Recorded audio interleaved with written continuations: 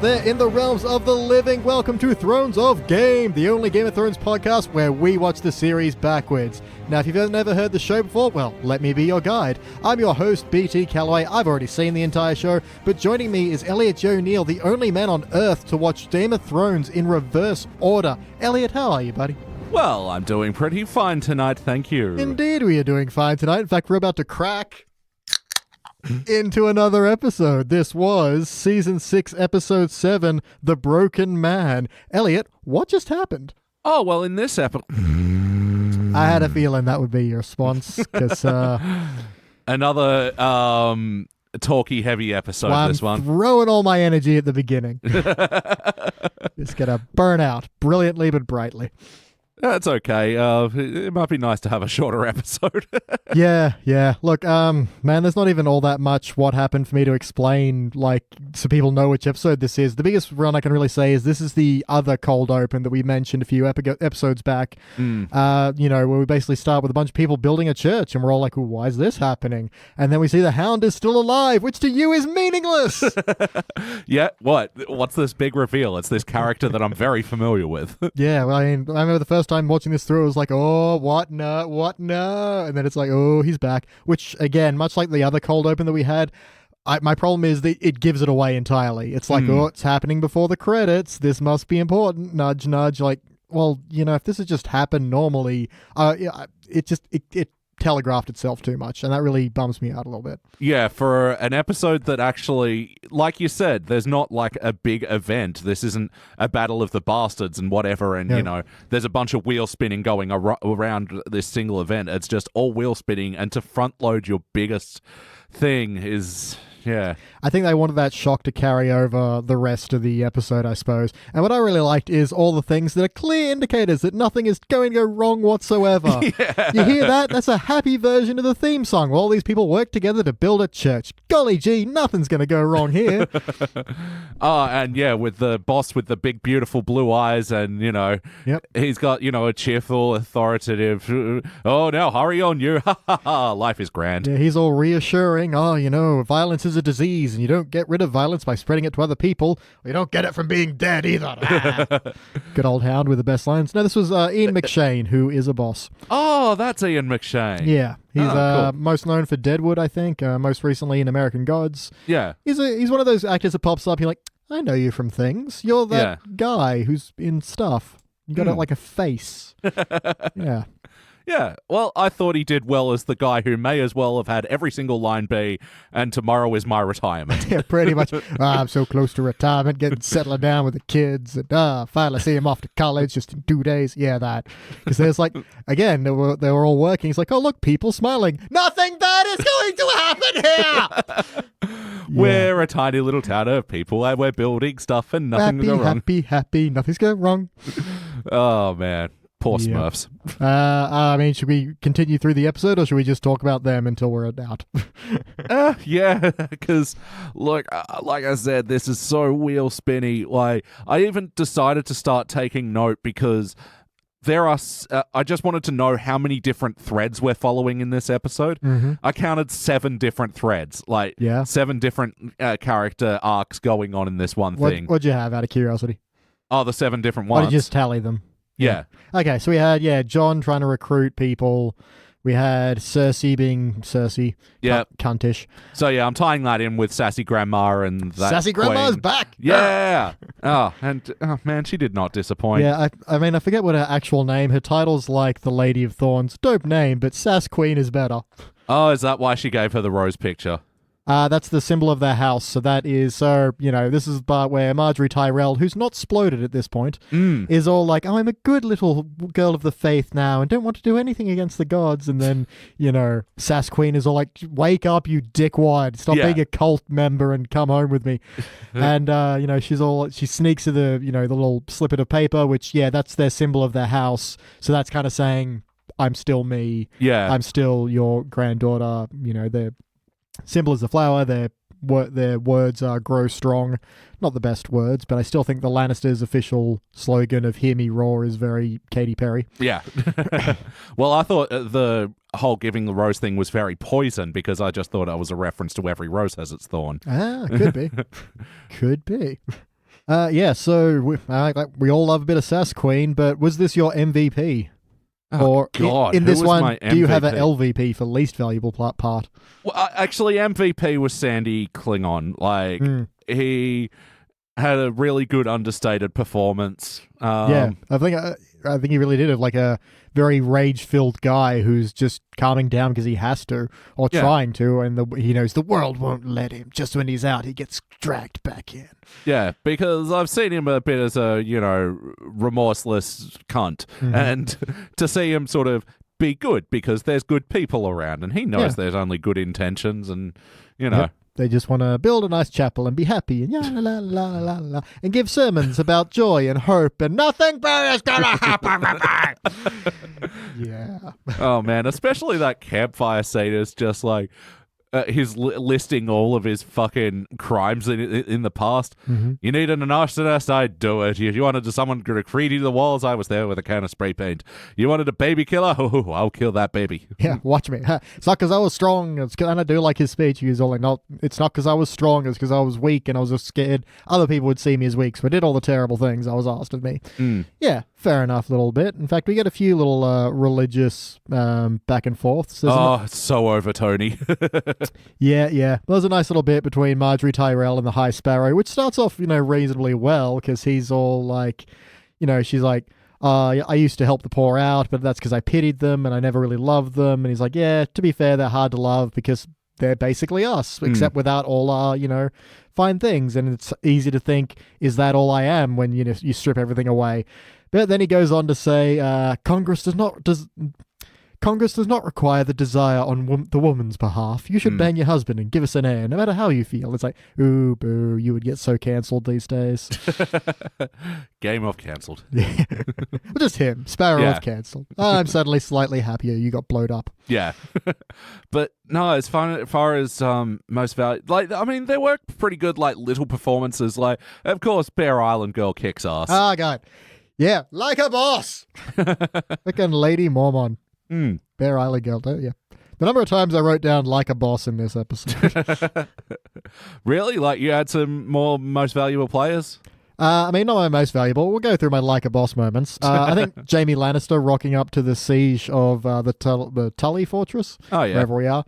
And he's got this whole, you're doing everything wrong and you suck. And the guy's like, who the hell are you? He's like, well, I'm, because they threatened to kill what's-his-face if they don't open up the bridges, and they don't. And he's like, well, only an idiot makes a threat that he's not willing to follow through on. For instance, if I say I'll punch you if you don't shut up and you keep talking, we'll see what happens. What the fuck, you slap? Yeah. It's like, yep, that's how you get it done. We'll pitch slap the next person that says what? What? Bang. Yeah, that was a good thing. And, them talking about, we got an army of 1,000. We would have fucked you in the arse if you weren't, we weren't friendly and all that. And, them just instantly going in and taking control of the situation, and that was good. I've sort of seen a bit of competency in David Cross in this moment. He just kind of seemed like more or less a bastard. Yeah, Braun, who's just like, hey, motivate me with money, dick. Yeah. Yeah, but I do like your mention of, say what again, effectively. Yeah. Because they are very kind of Jules and... Vince Vega. Jules and Vince in that moment. Yeah. I just saw them coming up over the hill, and it's like, it's time for the Jamie and Braun buddy comedy. Just start playing Little Green Bag in the background. Do-do, do-do, do-do, do-do, do-do, do.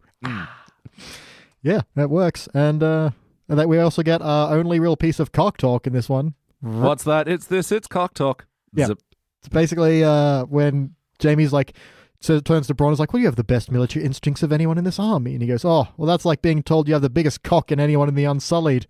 The Unsullied are eunuchs. Ah. Yeah. And that closes the zip on cock talk. That does. That's all the cock talk we got. No, I think I'm going to land my MVP on Maisie Williams, Arya Stark, after getting shanked heavily. Oh, yeah. Because it's a great... I think in an episode where a lot of people are being confident, big, and going in, Sansa has a good little face-off when they're trying to recruit men, and, Lady Mormon has a bunch of good stuff, and everyone's got the kind of a like a boss moment, but she's, starts off with like a boss moment of, I'd like to book passage to Westeros. Here's a bunch of gold, and here's a bunch more gold, and I've snatched them both back when you weren't looking, and I'll see you tomorrow, and that's when we're leaving. Yeah. But then just gets, surprise shanked by a bobcat girl. And just her walking through the streets bleeding and freezing cold and not knowing what to do or who to trust, and that vulnerability I think was a really good play. Oh, but I know it's one of these moments where you got to, give the thing a little bit of artistic license, but seriously, everybody was just like, that looks odd, but I'm going to continue on my way. It's like, I'm not going to worry about this stabbed person. I don't know. Maybe that's their thing in Bravos. So you see someone who's been stabbed. You're like, because we were talking about before when she falls down the stairs and everyone's just like, oh, my cabbages. Yeah. They were clearly, more concerned with the fact that their cabbages had blood on them rather than the blood. Where the blood had come from. Yeah. But I had another one of these moments as well with the slaying of the religious people. Mm-hmm. Yeah. The overly confident religious people got slayed. Big surprise. Yeah. How far away would have Sandy Klingass been? They killed the entire population insanely quickly. He hears a couple of screams and he gets there and then everyone's already dead and Ian McShane's already hung, and it's like, how far away were you? Yeah. No, I didn't buy it, especially because they used that scene before setting up. I mean, he's still, I'm keeping my distance, my face is calloused, all that, not as calloused as my heart, rah. But, I can't imagine he would have ventured off that far. Or at the very least, having come back from, fishing or something, and everyone's already dead and there's not even any screaming. It all just happened when he was gone. Yeah. To have him within earshot of a scream and then not able to get there and everyone's already dead and the guys have already cleared off. That's and a lot of them were shot with arrows. That takes time. Yeah. That's the other thing I was thinking. These guys, one, they didn't look like stealthy killers, and two, this didn't look like an environment where you could be super stealthy with. Yeah. They seemed like a very tight-knit community. They also left a bunch of food lying around, lazy bastards. I know it's on the ground and covered in blood, but hey. It's like they're only valuable. Yeah, exactly. That's all they got. Yeah. And that it took away from the actual violence by giving us implied violence in an episode that really could have used some fucking violence. Well, hey, now, we did have very little violence, but you know what we got a lot of? Nudity! Nudity! Question 3. So it's a little quick stop-off with Yara and... Theon? There we are, thanks. What the fuck? I wrote it down because I never remember it. I just don't want to keep calling him cockless. It doesn't feel nice. It's very mean.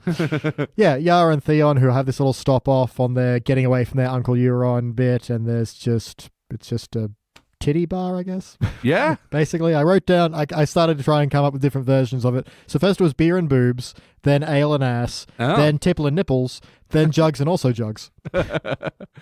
I like it. Yeah. Damn it. I wish I had time to come up with some of my own. I did take all the obvious ones. Although I'm quite chuffed with tipple and nipples. Yeah. Oh, no, that sounds delicious. I want to go there.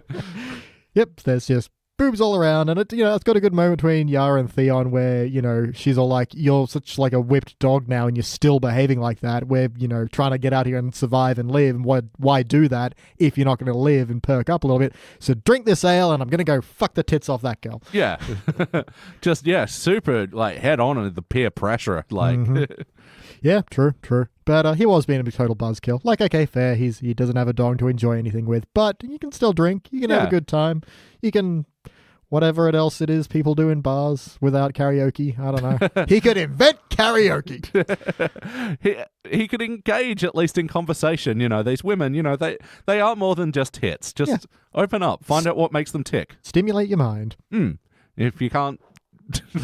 Anyway. Poor Theon. Have a tipple and a quipple. But yeah, that also does it for nudity. So we'll pack that question up. Any other moments of violence? No, just are you being stabbed, honestly? Yeah. Oh, again, there was a fight that so Davos was trying to break up, but we didn't actually see that fight play out. Because why did this episode need to be violent? Well, it's all about the unrest in the camp, and they need to get their shit together. But yeah, fair. Yep. There was not a lot to get. Just wanted to see it can't get punched. Doing this chronologically, it's all the build to the Battle of the Bastards, and doing it, in arguably the more correct reverse order, is sometimes those swells don't work because you're going downhill rather than up. I'm sure there's someone also campaigning for the machete order of Game of Thrones. Yeah, could be. Hey, we could get to the end of this and be like, look, everyone has their complaints about season 8. Watch it backwards. It makes so much more sense. Yeah. We don't know where we're going to end up on this one. Could be anything. Okay. Man, do you have any other notes? I'm getting low. I've got no memeable moments. I got like a little bits and pieces. What are my other like a boss moments? Mm-hmm. Sir Davos, which we found out in this one is Sir Davos of House Seaworth, is also like a boss when he's all like, Lady Mamon's like, I don't want to join this fight. Why should I do it? And he's all like, well, it's everyone's fight. And and I'm a lot like you because neither of us really expected to be in this situation.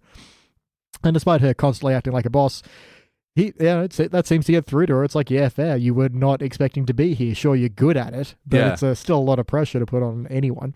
So, nice little humanizing moment between sub-characters. That's always good. And great, I know these two cunts haven't said the right things, but let me talk now. I am Davos, and I say things well. Sir Davos for the win! And Bear Island Curse like, okay. 62. See what you did there. Yeah, you could have 62 men, and they're like, thanks, but could you put a 0 behind that? Maybe? No? Okay, thanks. Bye. Also on Jaime acting like a boss, he did have a bit where he walked up to the Blackfish, and I just wanted him to say, like, look, surrender or you'll be killed off screen and it'll be disappointing. But that's only because we know what happens, so fine. Man, what's with all the off-screen moments in this season? Like, I want to start... Next episode, I want to start seeing some shit. Games of on-screen. Yeah. All on-screen all the time. Nothing implied. Don't make me figure shit out. No, just tell me by showing everything. Yes. All right, I'm on board.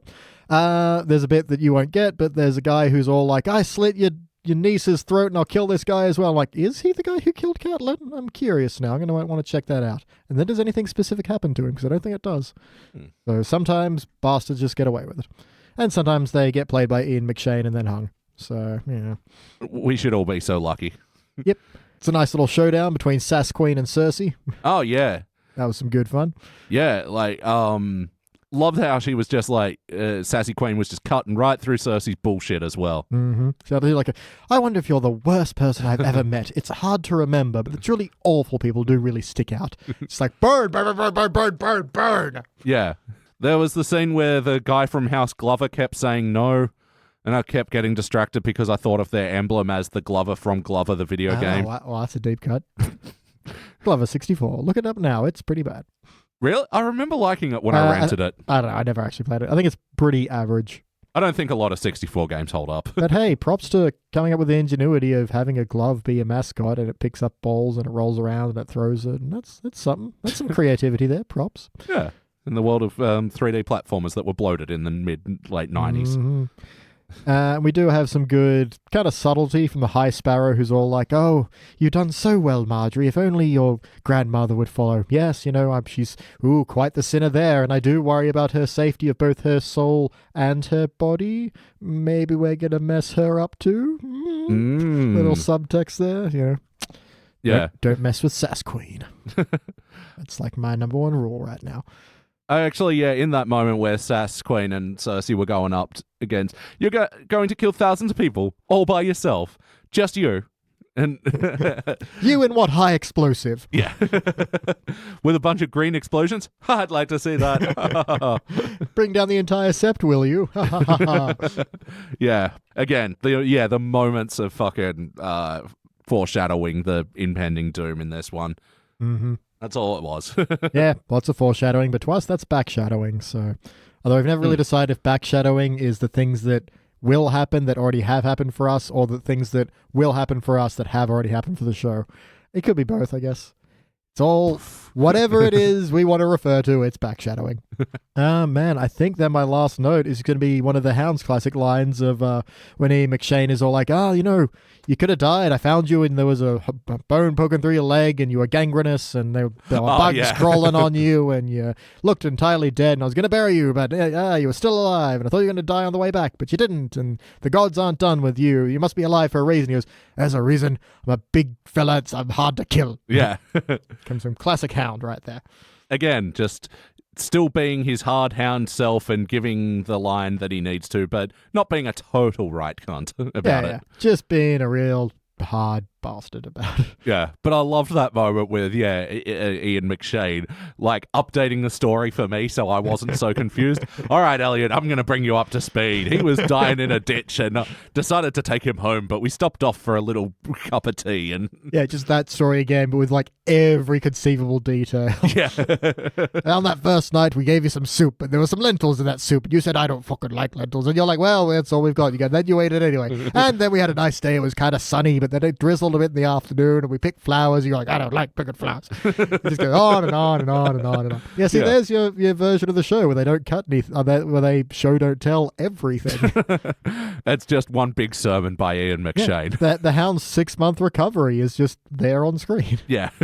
Let's have a flashback now. Ooh, remember all that. Yay. And yeah, my only other note is why in that town that Arya's at if they got an Iron Giant?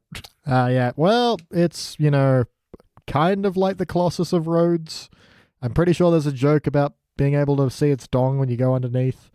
I can't remember. I'm sure it's there somewhere. Someone has made that joke. So that'll be in a future episode of Cock Talk. Yeah. Or Stone Cock Talk. Giant? Oh, it's stone? I don't know. Giant stone cock talk?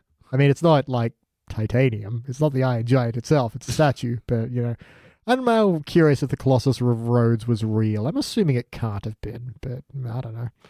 Would a history book lie? Would Wikipedia, because that's what I'll use. All right. Well, man, that puts me out of my notes. How about you? I'm gone. Yeah. Well, I mean, this was a quick one, but hey, that just happens sometimes. Well, final question. How did we get here? Again, like, Ian McShane filled in a lot of details for me. Like, so I do know that Sandy Klingon, Braun the Hound. Hound, not Braun. Ah, right, cool. Yeah. That's something that I found out about Braun. He was in Black Mirror as well. Yeah. That trolling episode with the kid from the end of the fucking world. Ah, all right. He's in that one? Yeah. He's the old guy that picks him up and the birthday cake and... I know I recognize that guy. I just didn't think it was Braun. Yeah. Oh, no, you're right. Yeah, I remember that now. Yeah. Nice. There we go. Anyway, how did we get here? So, Sandy Klingast gets beat up by a woman, which I've gotten indications that Arya had something to do with. Maybe. So, we got a bit of that, and we've got a bit of her escaping from the House of Salad of Fingers, or...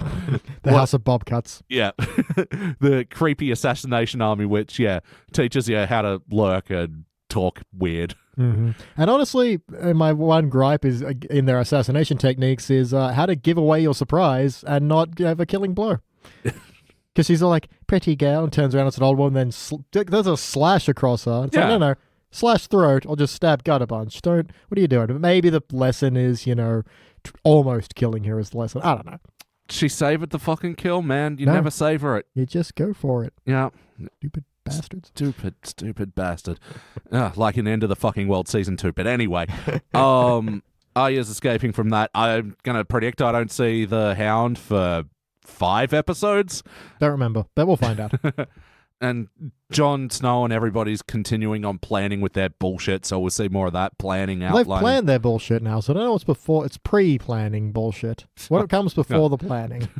Planning to plan. Yeah, so they're trying to organize a day that him, Davos, and Sansa can all get together, and they're having trouble like that. It is so organized so hard to organize humans. It's ridiculous. So I'm ready Tuesday. No, I can't do Tuesday. PTA meeting. Right. Yep. Okay, what about Wednesday? Evening or day? Evening? No, I can't do it. Oh, there was no Daenerys in this episode. Nope. So I don't know. She's gone out flower shopping with the dragons. If we can believe it, because remember, last episode they were like, "Oh, she's back now," and I kind of remember where she was, but I might be wrong. But hey, flower shopping is as good as answer as any. That's funny. Anytime a character returns from a long absence, but not like that's gonna have so little impact on me. They're back. You'll be like, I know them. Yeah. I haven't missed them at all. Why does everybody miss them? Well, this is the life we've chosen. Yep. All right, well, that wraps us up. That's you out of notes. That's me out of notes. That's been Elliot Jay O'Neill. Laters. I've been BT Calloway, and for now, our watch has ended.